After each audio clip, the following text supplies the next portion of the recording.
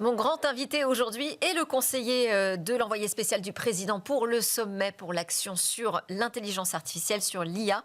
Bonjour Arnaud Amabile. Bonjour. Merci beaucoup d'avoir accepté notre invitation. Vous êtes directeur du cabinet de Anne Bouvreau, donc notre grand invité, alors que le sommet est en train là de s'ouvrir, ce sommet international qui se passe à Paris. Est-ce que vous avez le trac ? Pas tant que ça. Le stress a été plutôt plus important il y a 2 semaines, je dirais. Mais maintenant, les choses là commencent vraiment à être tout en place. Et donc, ça commence déjà aujourd'hui à s'atteler avec les journées scientifiques et plutôt très fort. Donc, on est très content à la fois de l'attention et du succès qu'on a. Alors oui, parce qu'on a donc ces 2 grandes journées, les 10 et 11 février au Grand Palais.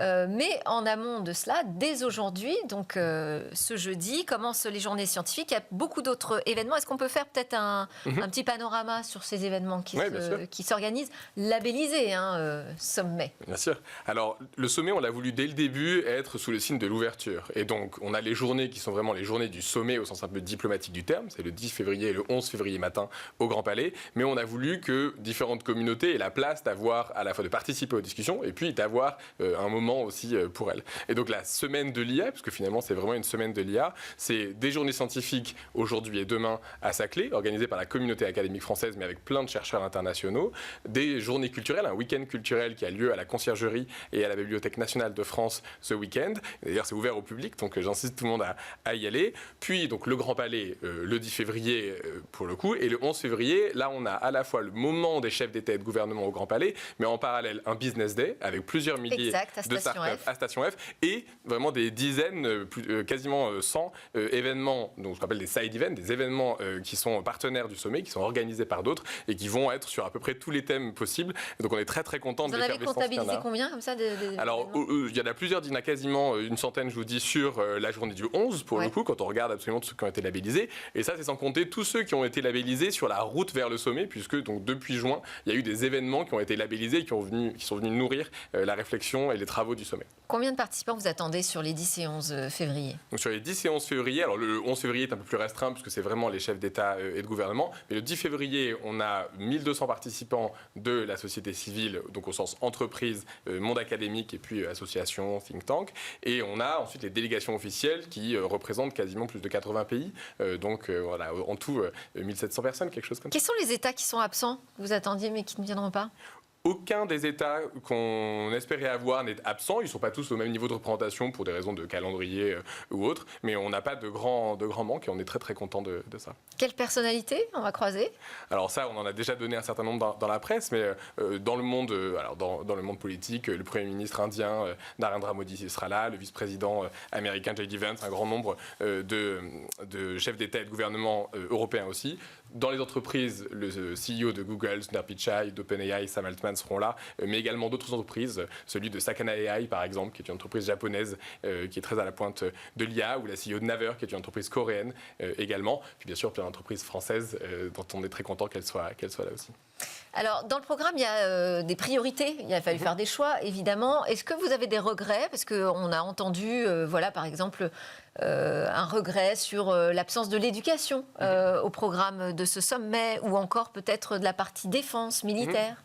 Alors, je pense qu'il faut pour ça se remettre un peu sur qu'est-ce que c'est un sommet comme ça international. Le sommet international, il ne vise pas à résoudre absolument tous les problèmes qui ont trait à l'IA ou toutes les questions autour de l'IA. Il vise à faire ce qui est du niveau de l'action ou de la coopération internationale.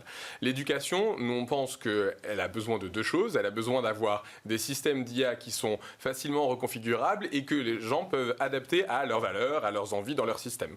Et donc, on ne va pas à un niveau international dire voilà l'IA que vous allez tous les pays, l'Inde, les États-Unis, la Chine, je pense qu'on aurait un peu de mal, utiliser dans votre système d'éducation. On a des systèmes d'éducation qui sont très différents. Donc ça, on ne peut pas le faire à un niveau international, ça n'a pas vraiment de sens. Par contre, dans le cadre d'un sommet international, œuvrer à ce qu'on ait un écosystème de l'IA qui soit plus ouvert, plus divers, où du coup des innovateurs locaux puissent reprendre ça en main, y compris dans les systèmes éducatifs, ça c'est quelque chose qu'on fait complètement.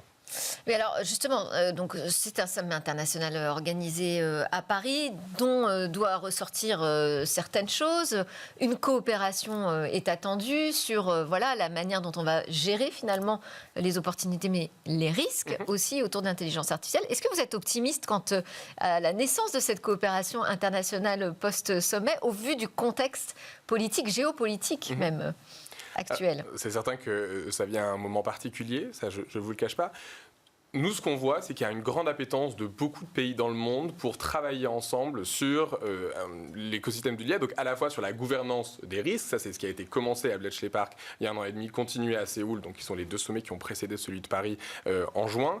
Et donc ça, on continue à avoir une volonté de coopérer là-dessus, y compris sur des sujets un peu spécifiques et importants. Et en Pas même temps, forcément du côté des États-Unis. Hein. et donc, du côté des États-Unis, ils ont décidé en effet de défaire leur AI Safety Institute, mais il y a plein d'autres, pour le coup, pays qui ont envie. Par ailleurs, l'AI Safety Institute des Américains, c'était surtout un réseau d'experts qui était centré autour du NIST, qui est une agence nationale là-bas, qui, elle, ne disparaît pas. Donc, l'expertise américaine sur la sécurité de l'IA ne disparaît pas. Et puis, vu l'écosystème... non, mais on a vu Donald Trump défaire quand même le décret de Joe Biden sur la sécurisation de l'IA, estimant que c'était un frein à l'innovation. C'est vrai, mais c'est aussi vrai que la même administration... Et les grandes IA sont aux États-Unis. Tout à fait. Arnaud. Mais la même administration, pour le coup, l'administration Trump, pour le coup, la première administration de Donald Trump avait également endossé un certain nombre de principes sur l'IA responsable, y compris dans la sécurité de l'IA au sens vraiment cybersécurité. Donc il y a toute une partie de ces sujets-là de risque qui sont importants pour eux, pour le déploiement, y compris, on a beau être très pro-américain peut-être, ils ont besoin d'avoir une IA qui fonctionne correctement, et donc ces sujets sont importants pour eux aussi. Qu'est-ce qui reste encore à ficeler là, Écoutez, à quelques heures je vais du temps découvrir fort en de sortant l'événement? d'ici. On découvre des choses. Non, honnêtement, plus grand-chose, puisque donc nos panels et nos programmes sont ficelés avec des panélistes de grand niveau. On sait ce qui va se passer le 11 matin aussi. On est très content de là où atterrissent les livrables internationaux du sommet. Et puis, il reste ensuite à exécuter tout ça. C'est un peu comme à la veille des Jeux Olympiques. Tout est prêt, et puis ensuite, il reste à faire, et c'est pas forcément le moins difficile. Et alors, comment on se retrouve à la tête de l'organisation d'un tel événement, Arnaud? Alors, moi, je suis humblement auprès d'Anne Bouvreau, qui est donc l'envoyée spéciale du président de la République. Et en fait, c'est vraiment avec elle que cela s'est fait. J'ai rencontré Anne Bouvreau il y a quelques années, quand j'étais encore étudiant. Et il y a 1 an et demi, j'ai appris qu'elle allait, avec Philippe Aghion, co-présider une commission sur l'intelligence artificielle. Je l'ai donc réécrit, parce qu'on avait travaillé un petit peu ensemble.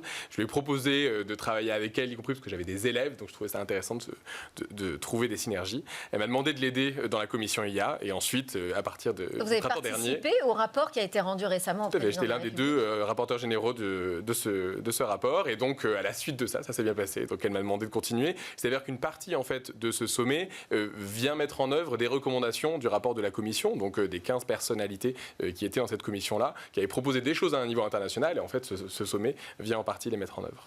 Et vous avez une expérience internationale aussi. J'ai noté un diplôme en économie de l'École normale supérieure de Paris, mais vous êtes aussi titulaire de diplôme de l'Université de New York en informatique urbaine, l'École d'économie de Paris en politique et analyse économique. Vous avez travaillé aussi en Allemagne, je crois. Comment est-ce que vous percevez aujourd'hui la France dans cet écosystème de l'IA ?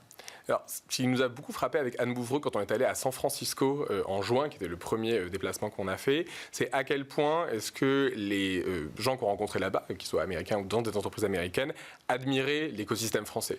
Et on a souvent dit, finalement, ce qu'on construit, on ne peut le construire que parce qu'on a derrière nous la force de l'écosystème français et des Français à l'étranger, qui du coup donne une légitimité à ce que la France essaye de faire dans le domaine de l'IA. Ce serait plus compliqué probablement si on n'avait pas cette base-là. Et donc, non, moi je vois, en tout cas en Europe, la France reste la première destination des investissements en capital risque dans l'IA, pour le coup. Et le nombre de Français qui ont contribué à de très grands développements, notamment aux États-Unis, est vraiment impressionnant. Est-ce qu'il y a des choses qui ont changé en cours de route, si vous nous racontez un peu les coulisses de l'organisation du sommet?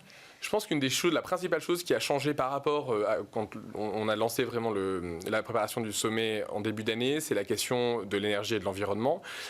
Il y a 1 an et demi, et même encore 1 an, quand on a écrit le rapport de la commission sur l'IA, la question de la consommation énergétique de l'IA générative, notamment, commençait à être un sujet, mais tout le monde était assez optimiste sur le fait que les gains d'efficience permettraient de ne pas avoir à se poser la question. Finalement, l'histoire du numérique, c'est ça, c'est on augmente l'efficience des technologies telles qu'on n'a pas trop à se poser la question. Cet été, on a commencé à avoir des problèmes, y compris de la part des développeurs d'IA eux-mêmes, qui disaient « je crains de ne pas avoir assez d'énergie pour entraîner mon prochain niveau de modèle ». Et donc, on a travaillé à avec du coup la communauté internationale, les entreprises, à ce qu'on appelle la coalition pour l'IA durable, qui en fait vise vraiment à partager de la science, des solutions, à créer des standards pour arriver à y voir un peu plus clair dans cette question. C'est-à-dire quels sont les leviers qu'on peut actionner, comment est-ce qu'on alloue un peu l'impact carbone entre différents sujets. Et ça pour donner à la fois aux politiques publiques, mais aussi aux consommateurs, hein, les entreprises ou les consommateurs individuels, de la visibilité là-dessus. Donc c'est pas contraignant, c'est vraiment des gens qui disent ensemble, on veut comprendre un peu mieux ce qui se passe aujourd'hui. Et il y a plein de choses qu'on ne sait pas très bien encore évaluer. Et donc ça, c'est vraiment ce qu'on a construit.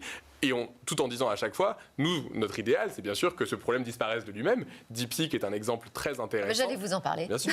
Et DeepSeek, c'est un exemple très intéressant à notre sens, qui montre que, du coup, il existe des voies il y a plein de gains d'efficience à faire. Et cette coalition, nous, elle vise à accélérer tous ces gains d'efficience, pour le coup, et qui permettrait de réduire complètement la pression que représente aujourd'hui le développement de l'IA sur les systèmes énergétiques, avec un postulat très important, et je pense que c'est pour ça que plusieurs pays ont décidé de soutenir cette coalition, qui est que si vous êtes un petit pays qui n'a pas une quantité d'énergie infinie, vous devez vous poser la question, est-ce que j'attribue cette énergie à telle activité ou à un data center? Je suis Singapour, est-ce que je veux importer de l'énergie de la Malaisie ou est-ce que je veux importer de la puissance de calcul? C'est une question de politique publique très très simple pour le coup et qui nécessite un peu d'information, un peu de discussion et de data. Et donc ça, c'est vraiment ce que cette coalition essaye de faire et on est très content du succès qu'elle a pour le coup. Comment vous vous êtes organisé aussi sur la préparation avec la secrétaire d'État au numérique et à l'IA, Clara Chapaz?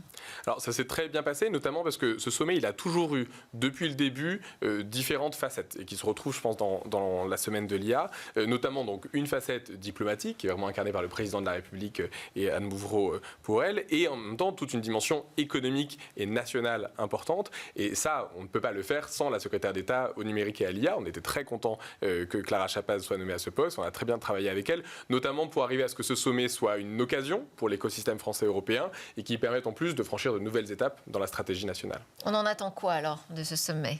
Alors de ce sommet, nous on en attend 3 objectifs différents. On a toujours dit un objectif qui est un objectif de narratif qu'on a gagné, mais c'est plutôt l'écosystème entier qui l'a gagné aussi avec nous, c'est-à-dire de dire attention, l'IA ça n'est pas que des très grands modèles qui sont peut-être très dangereux et qui devraient être dans les mains de seulement quelques personnes. L'IA c'est plein de choses très différentes où on a besoin d'avoir de la coopération et où les risques existent, mais ils peuvent être gérés à condition qu'on ait de la coopération qui fonctionne bien. Ensuite, il y a un objectif qui est à notre sens un objectif diplomatique, qui est donc d'établir de la coopération sur certains sujets, donc notamment sur l'ouverture de l'IA et sur les questions de durabilité. L'ouverture de l'IA, c'est-à-dire l'ouverture des modèles? En gros, ce dont on se rend compte, c'est que si vous voulez que l'IA se diffuse très profondément dans nos usages, vous avez besoin, comme je disais dans le cas de l'éducation, d'avoir plein d'innovateurs qui vont inventer les produits, les interfaces, à quoi ça ressemble. L'IA ne va pas rester juste un chatbot avec lequel on va essayer de faire absolument tout. Ça, je pense qu'on commence à le voir. Toutes les entreprises de l'IA essayent d'introduire ça dans des produits. Et ça, c'est beaucoup plus simple à faire si vous avez un écosystème de l'IA qui est un peu ouvert, au sens où il y a un certain nombre de fournisseurs qui existent. Et ensuite, vous pouvez avoir des modèles plus ou moins propriétaires, comme dans les systèmes d'opération. Vous avez Android, vous avez Apple. Ils n'ont pas les mêmes caractéristiques et ils permettent de faire des choses différentes. C'est la même chose dans l'écosystème de l'IA. Et donc ça, créer des communs. Exactement. L'un des grands livrables, je vous ai parlé de la coalition. Le deuxième autre, ou peut-être même le premier grand livrable de ce sommet, livrable diplomatique, donc pas national mais diplomatique de ce sommet, c'est cette fondation qu'on essaie de créer pour l'IA qui vise, elle, à soutenir des communs numériques, en effet, donc notamment des bases de données, par exemple, ou alors des outils qui permettraient de s'assurer que les IA ouvertes sont aussi sûres, aussi performantes, ou en tout cas autant que possible, et donc peuvent être utilisées par plein de monde. Et vous allez chercher où alors les 2,5 milliards sur 5 ans pour la fondation? Donc on fait, comme un fonds de capital risque, on fait une première levée de fonds à l'occasion de ce sommet, et on est honnêtement très proche de la cible qu'on s'était donnée, donc on est très content de ça, et ça vient à la fois des gouvernements, des philanthropies et des entreprises. Ce dont on se rend compte, c'est qu'il y a un grand nombre d'acteurs qui ont une envie de soutenir ces communs numériques, y compris pour leurs propres intérêts. Tout ça n'est pas du caritatif, et on est très content par ailleurs d'avoir recruté un certain nombre de fondateurs et de fondatrices de start-up de l'IA qui eux aussi considèrent que cette fondation sera utile pour eux pour arriver à développer leurs outils et leurs outils commerciaux. Et donc on pense que c'est aussi un outil de compétitivité économique. Mais donc c'est une fondation pour l'international. C'est une fondation pour internationale, tout à fait. Avec des fonds internationaux. Avec des fonds internationaux qui viennent du monde entier, donc de l'Europe, des États-Unis et également un petit peu d'Asie. Et ensuite, on a des pays qui sont des soutiens de cette fondation, et qui donnent un peu moins d'argent puisqu'ils ont moins de capacité financière, mais qui vont le soutenir d'autres manières, donc des pays notamment d'Afrique également. Vous en attendez aussi des retombées économiques de ce sommet ? Nous, on espère, on l'a construit ainsi. Donc, à la fois, le 10 février, vous avez pour les entreprises françaises qui ont la chance de pouvoir être au Grand Palais des capacités de bilatéral avec les grandes entreprises utilisatrices d'IA aussi qui sont là, donc des potentiels clients, ou avec des gouvernements quand elles vendent au gouvernement. Et puis, Station F, c'est pour nous un moment de rayonnement important, le business day de l'écosystème de l'IA. On a voulu mettre à chaque fois à l'honneur les cas d'usage de l'IA. Donc, il y a des démonstrations, il y a des pitchs, à la fois au Grand Palais et à Station F, qui visent à montrer ce savoir-faire là. À chaque fois qu'on voit, nous, des investisseurs aux États-Unis, par exemple, qu'on les voyait, ils nous disaient toujours, les Français, vous êtes très forts techniquement, mais on a besoin de comprendre que vous avez de l'ambition.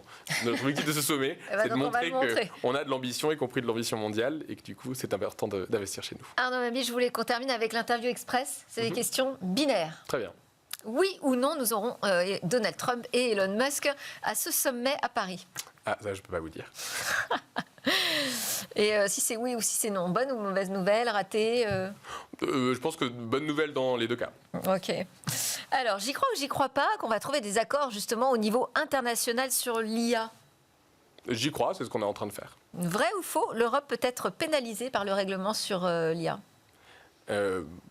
Compliqué.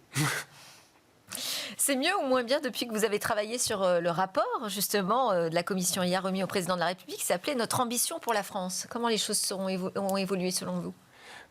J'ai le droit, il faut que je réponde. Alors, très rapidement, mieux ou moins bien ? Je pense que mieux ou moins bien, plutôt mieux, parce que notamment les évolutions récentes de la technologie montrent que la France a toute une carte à jouer. Rêve ou cauchemar DeepSeek, selon vous ? Le grand modèle chinois ? Rêve technologique. Et en termes d'usage, je pense que c'est à chacun de juger. Pour ou contre une utilisation beaucoup plus massive de l'IA au sein de l'État et des services publics ?